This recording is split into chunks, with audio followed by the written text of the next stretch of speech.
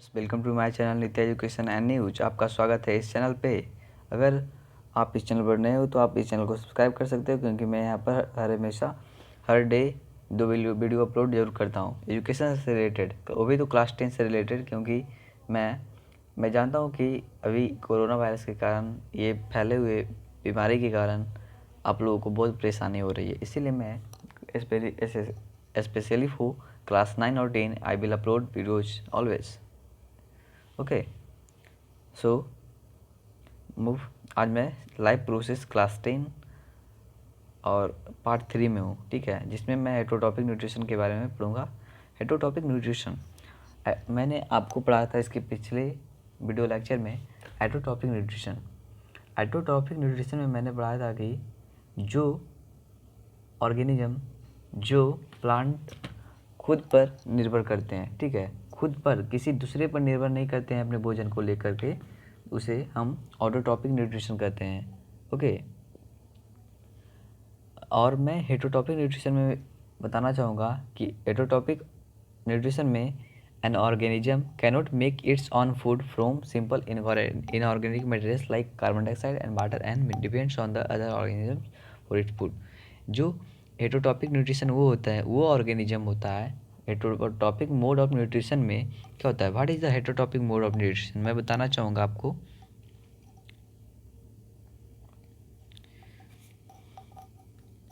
हेटरोटॉपिक nutrition में an organism cannot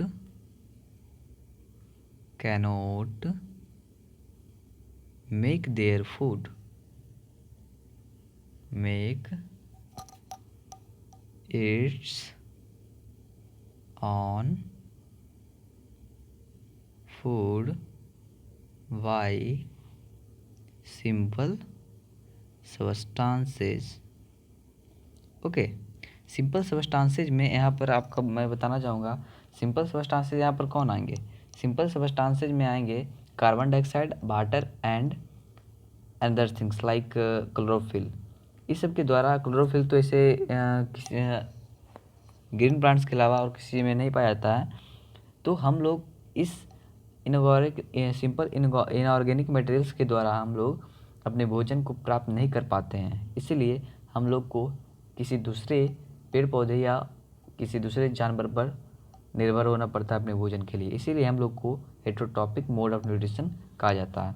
या हेटरोटॉपिक mode of nutrition कौन होते हैं? तो an organism cannot make its heterotrophic mode of nutrition is the one who और an organism cannot make its own food from simple inorganic materials like carbon dioxide, water and other minerals and depends on other organisms for its food or depends on plants for its food।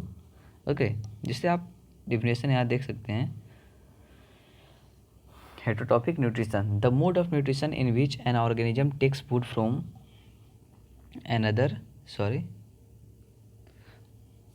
another organism is called heterotrophic nutrition।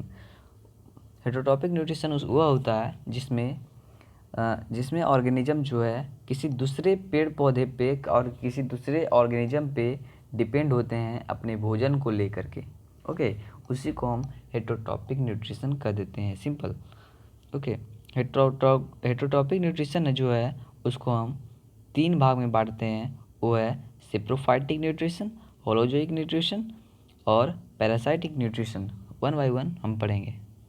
Saprophytic nutrition, holozoic nutrition and parasitic nutrition, this all are the classification of heterotrophs. आपको मैं बताना चाहूँगा कि ये आपको याद करना ज़रूरी है, ठीक ना। अगर आप इसे याद नहीं करोगे तो आपको आगे समझने में परेशानी होगी। होलोजोइक सेप्रोफाइट्स में जो है कोई भी, और जैसे मैं एक बैक्टीरिया का नाम लेता हूँ। अगर वो बैक्टीरिया सेप्रोफाइट्स पे जा रहा है डिकम्पोज करने के लिए, तो फर्स्ट एंजाइम अपना सीक्रेट करता है तो डिकम्पोज करने के लिए उसे। होलोजोइक में क्या होता है? होलोजोइक में क्या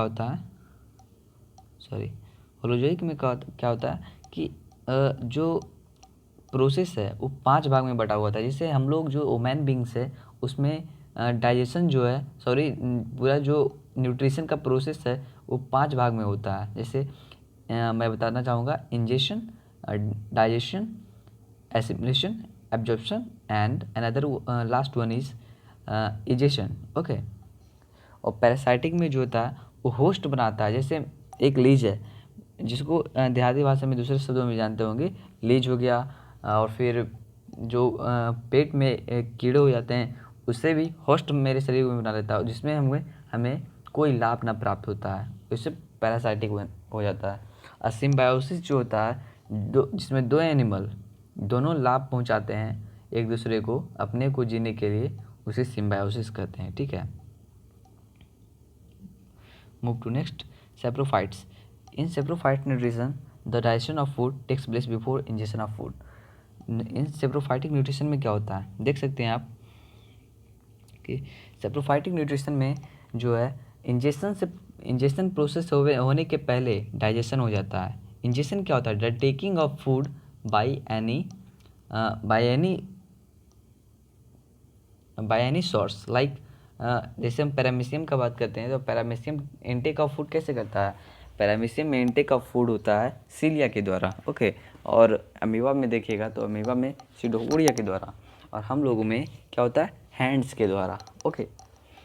तो डिफरेंट पर्सन में, डिफरेंट ऑर्गेनिज्म में different source of taking of food होता है। ठीक है।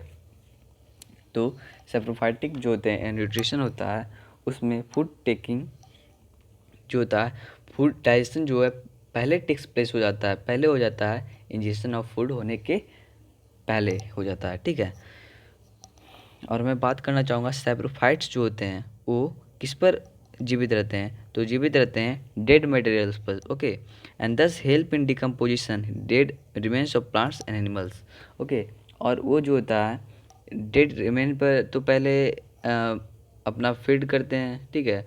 उसके बाद जो है उसे डिकम्पोज करते हैं, और डिकम्पोज कैसे करते हैं? तो अपना इंजाइम सीक्रेट करते हैं उस पर, और इंजाइम सीक्रेट करते हैं तो उसे डिकम्पोज कर देते हैं, और इसीलिए उसकी हेल्प तो हम कर सकते हैं कि सैप्रोफाइट्स जो है वो किस चीज़ में हेल्प करता है? डिकम्पोजिशन में, और जो रिमेन्स बच जाता है प्लांट्स और एनिमल्स को उसको डिकम्पोज करने में। ठीक है। सड़े हुए जो पेड़ पौधे हो जाते हैं, सड़े हुए जो किसी का जानवर का जो सड़े गले शरीर हो गए उसको रिमेन्स को डिकम्पोज कौन करता है? अगर आप जानते हो कि आज मतलब उस सड़े हुए किसी जानवर का शरीर को फेंका गया, 10 साल 20 साल बाद वो नहीं रहता, 10 साल बाद नहीं रहता। क्यों नहीं रहता? Because it decomposes by saprophytic organism. Okay. और ये यूजुअली किस में दिखता है? तो ये फंगी में दिखता है और माइक्रो ऑर्गेनिज्म में दिखता है। ठीक है। एग्जाम्पल्स ऑफ सैप्रोफाइट्स आप देख सकते हैं, मशरूम जो है इसमें best example of saprophytes. What is holozoic nutrition? Holozoic nutrition क्या है? Holozoic nutrition, the digestion of food follows after the ingestion of food, thus digestion takes place inside the body of the organism. In holozoic nutrition the digestion of food follows after the ingestion. जैसे कि आपने देखा कि saprophytic में जो है पहले digestion हो जाता है बट उसके बाद इंजेशन का प्रोसेस होता है, लेकिन जो है हम लोग होलोजोइक न्यूट्रिशन में हम इंजेक्शन पहले करते हैं। It means intake of food पहले करते हैं, मतलब कि हाथ के द्वारा मुंह में अपने खाने को लेते हैं, उसके बाद सारा प्रोसेस होता है जैसे like digestion, assimilation, absorption and ingestion. Okay. और हम बताना चाहेंगे, अभी नहीं बताएंगे लेकिन बता देते हैं थोड़ा मोड़ा कि जो हमारा पूरा डाइजेशन जो है वो 2 भागों में बटा होता है डाइजेस्टिव सिस्टम, एलिमेंट्री कैनल और another one is associate gland. Okay. Alimentary canal क्या होता है? वो 9 मीटर लंबा होता है, 9 मीटर लंबा होता है। ठीक है। और उसमें संबंधित जो ऑर्गन होते हैं वो होते हैं माउथ, और उसके बाद होगा एसोफेगस। एसोफेगस में हम पढ़ेंगे पेरिस्टाल्टिस मूवमेंट। ओके। बहुत सारा पढ़ेंगे लेकिन अभी थोड़ा इसी पर ध्यान देते हैं। ठीक है। Holozoic nutrition happens in 5 step. यहाँ पर देख सकते हैं आप 5 स्टेप में होलोजोइक न्यूट्रिशन होते हैं। मैंने आपको पहले बताया ingestion, digestion, absorption, assimilation and egestion. Egestion में क्या होगा? इन चारों के बारे में तो बाद में पढ़ लेंगे। डाइजेशन आप जानते होंगे। एब्जॉर्प्शन मतलब कि उससे यूजफुल मटेरियल को खिंचाव करना। एसिमिलेशन भी, जैसे भिलाई आप पढ़े होंगे, स्मॉल इंटेस्टाइन में भिलाई होता है, एब्जॉर्प्शन एसिमिलेशन उसी प्रोसेस उसी से होता है. Absorb of the material which are useful for the body absorb by villi and transported to different parts of the body according to their need. Okay. Agitation extraction of waste materials is called agitation. Okay. आप देख सकते हैं यहाँ injection taking in complex organic food through mouth opening के द्वारा जब हम कोई फूड को लेते हैं उसी को इंजेक्शन कहते हैं. ओके. डाइजेशन क्या होता है? डाइजेशन होता है कि change of complex food into simple form. अगर जो बहुत सारा हम खाते हैं खाना, मकई खाते हैं, मेज ठीक है, वो जो थोड़ा कड़ा होता है ठीक है, तो उसको कम्प्लेक्स फूड होता है. एक कम्प्लेक्स फूड है, उसको तोड़ा किससे जाता है? तो बहुत सारा एंजाइम के द्वारा, बहुत सारा हार्मोन्स के द्वारा है, नहीं सॉरी एंजाइम्स के द्वारा. ओके. एंजाइम्स के द्वारा से तोड़ दिया जाता है. उसे रिएक्शन होता है, केमिकल रिएक्शन, जिसको मेटाबॉलिज्म प्रोसेस कहते हैं. मेटाबॉलिज्म क्या होता है तो मैंने आपको पिछले वीडियो में बता दिया है, अच्छे से बता दिया, आप वहाँ जाकर देख सकते हैं. ओके. तो एब्जॉर्प्शन क्या होता है? Passing of simple soluble nutrients through blood और लिम्फ. देखिए, passing of simple soluble nutrients through blood और लिम्फ. ब्लड और लिम्फ के द्वारा जो सिंपल न्यूट्रिएंट्स जो होते हैं उसके द्वारा पास होते हैं, उसी को एब्जॉर्प्शन कहते हैं. एब्जॉर्प्शन किसके द्वारा होता है? तो एब्जॉर्प्शन होता है भिलाई स्मॉल इंटेस्टाइन में होता है. एब्जॉर्प्शन जो होता है भिलाई में स्मॉल इंटेस्टाइन में होता है. तो भिलाई कहाँ होता है? तो स्मॉल इंटेस्टाइन में होता है. ओके. एसिमिलेशन की बात करें, एसिमिलेशन की बात करें तो utilisation of absorbed food for various metabolic process. जो एब्जॉर्ब फूड होता है, जो मतलब एब्जॉर्प्शन आप देखें ना, एब्जॉर्ब हो जाता है वो भिलाई में, उसके बाद उसका यूटिलाइज होता है. क्या होता है? यूटिलाइज होता है कि किसके द्वारा? तो ये ट्रांसपोर्ट करता है according to their need of different parts. जब डिफरेंट पार्ट्स में उसका ट्रांसपोर्ट हो जाता है तो वहाँ यूटिलाइज होता है उसके अनुसार. ठीक है. जिससे हम इन एनर्जी, जब हम एक्सरसाइज करते हैं तो एनर्जी को, मेरा एनर्जी जो होता है वो ख़त्म होती है. ठीक है. एनर्जी ख़त्म होती है तो एनर्जी कहाँ से निकलती है? मेरा पसीने के रूप में निकल सकती है, क्योंकि एनर्जी जो हाँफने से होता है. ओके. ख़त्म होती है कैसे? एनर्जी हम हाँफते हैं, और हाँफते हैं कैसे हैं? तो मैं जब एक्सरसाइज करता हूँ तब होता है, और काम करते जाता है तब होता है. उस समय जो है सिमुलेशन जो है यूटिलाइजेशन प्रोसेस होता है. ठीक है. Egestion expelling out of the undigested food. जो अनडाइजेस्टेड फूड आ जाता है उसको एक्सपेल्ड आउट हो जाता है, ना कि सारा जो होता है वो अंदर ही रह जाता है, बाहर भी तो निकलना जरूरी है. हाँ ना. हाँ, सही आपने सुना. अब हम टाइप्स ऑफ होलोजिक न्यूट्रिशन पढ़ेंगे. ठीक है. Types of holozoic nutrition: herbivores, carnivores, omnivores. Herbivores कौन होते हैं? जो और हर्बीवोरस होते हैं वो फीड ऑन प्लांट्स, वो प्लांट पर निर्भर करते हैं. आपको देखिए पॉइंट में देता हूँ. ठीक है. Feed on plants. Okay.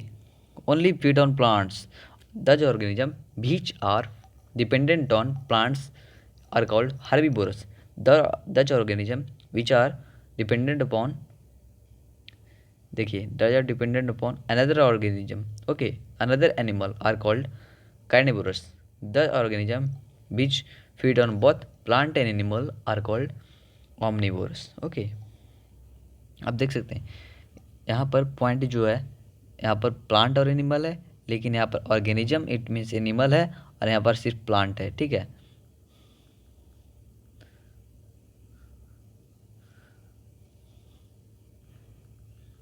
Okay. देखिए यहाँ पर प्लांट है. 1 मिनट. देखिए यहाँ पर प्लांट है.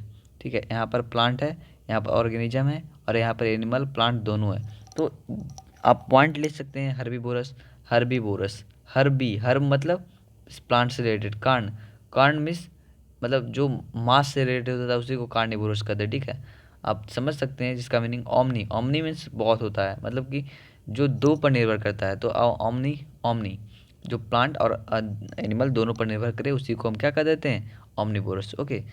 अब हम नेक्स्ट वीडियो में आएंगे एक दूसरे लेक्चर के साथ. Thank you bro. Examples of holozoic nutrition आप देख सकते हैं क्या क्या है. टाइगर है, बंदर है, कछुए हैं, बहुत सारी चीज़ें हैं, जिराफ भी हैं, हाथी भी हैं, हाथी के बच्चे भी है. ओके. तो हम एक नेक्स्ट वीडियो में आएंगे एक अच्छे टॉपिक लेकर, जो होंगे, शायद मैं बता नहीं सकता हूँ अभी, क्योंकि फोटोसिंथेसिस से रिलेटेड हो सकता है, या तो रॉ मटेरियल्स भी हो सकता है। Okay, thank you for watching the video till the end. और आप ऐसे ही अगर जो आप इस चैनल पर मैं एक बार फिर से करना चाहूँगा, अगर आप इस चैनल पर नए हो तो आप इस चैनल को सब्सक्राइब कर सकते हैं और बगल में आप बेल आइकन को प्रेस कर सकते हैं, ताकि आपको मेरा हर वीडियो का अपडेट आपको मिलते रहे। Thank you.